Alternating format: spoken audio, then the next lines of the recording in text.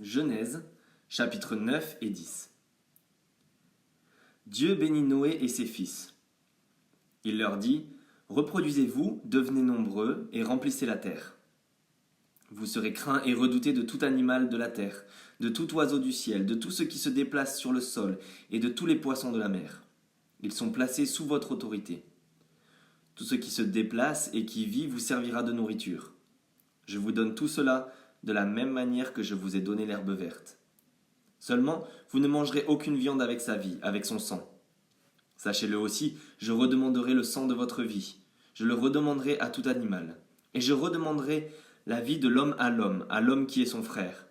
Si quelqu'un verse le sang de l'homme, son sang sera versé par l'homme, car Dieu a fait l'homme à son image.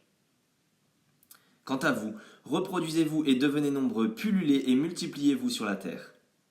Dieu dit encore à Noé et à ses fils, j'établis mon alliance avec vous et avec votre descendance après vous, avec tous les êtres vivants qui sont avec vous, tant les oiseaux que le bétail et tous les animaux de la terre, avec tous ceux qui sont sortis de l'arche, avec tous les animaux de la terre.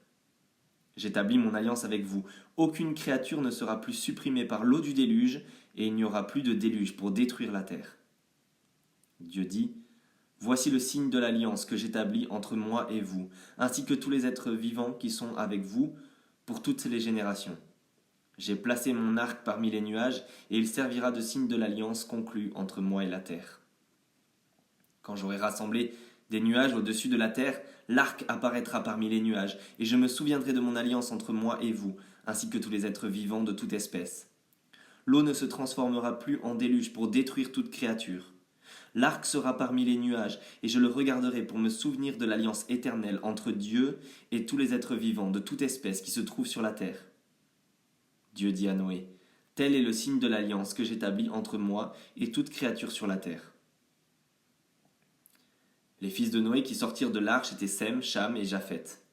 Cham fut le père de Canaan. Voilà quels sont les 3 fils de Noé. Ce sont eux qui ont peuplé toute la terre. Noé commença à cultiver le sol et planta de la vigne. Il but du vin et devint ivre, si bien qu'il se dénuda au milieu de sa tente. Cham, le père de Canaan, vit la nudité de son père et en parla à ses 2 frères qui se trouvaient à l'extérieur. Alors Sem et Japheth prirent un manteau, le mirent sur leurs épaules, marchèrent à reculons et couvrirent la nudité de leur père. Comme ils détournaient la tête, ils ne virent pas la nudité de leur père. Lorsqu'il eut fini de cuver son vin, Noé apprit ce que lui avait fait son fils cadet et dit « Maudit soit Canaan, qu'il soit le dernier des esclaves pour ses frères. » Il dit encore « Béni soit l'Éternel, le Dieu de Sem, et que Canaan soit son esclave.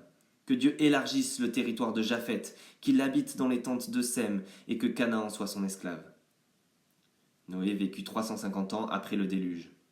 Il vécut en tout 950 ans, puis il mourut. Voici la lignée des fils de Noé, Sem, Cham et Japheth. Ils eurent des fils après le déluge.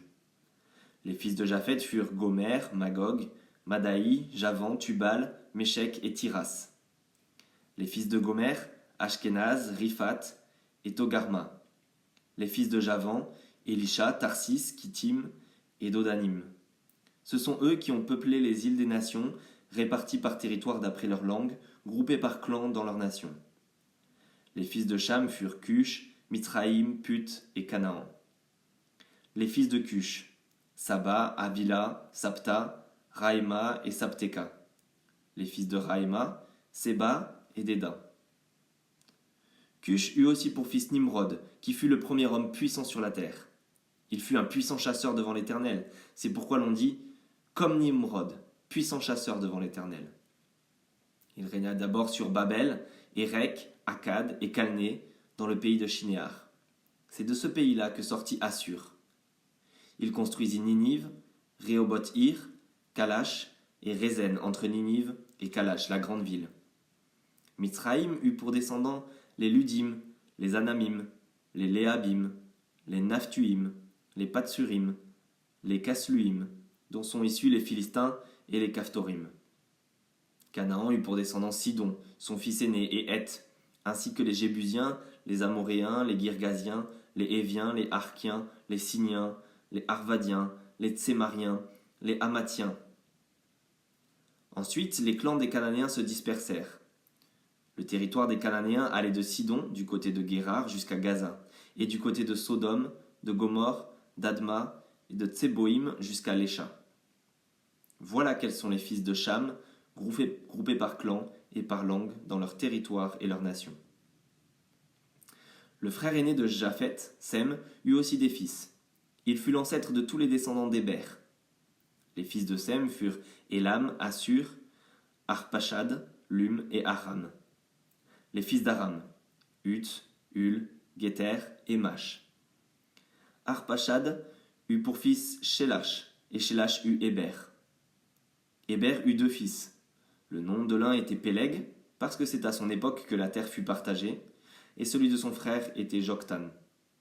Joktan eut pour fils Almodad, Shélef, Hatsar-Mavet, Jérash, Adoram, Uzal, Dikla, Obal, Abimaël, Séba, Ophir, Avila et Jobab. Tout cela furent les fils de Joktan. Ils habitèrent depuis Mécha jusqu'à Séphar, la montagne de l'Est. Voilà quels sont les fils de Sem, groupés par clan et par langue dans leur territoire et leur nation. Tels sont les clans des fils de Noé en fonction de leur lignée, avec leur nation. C'est d'eux que sont issues les nations qui se sont dispersées sur la terre après le déluge.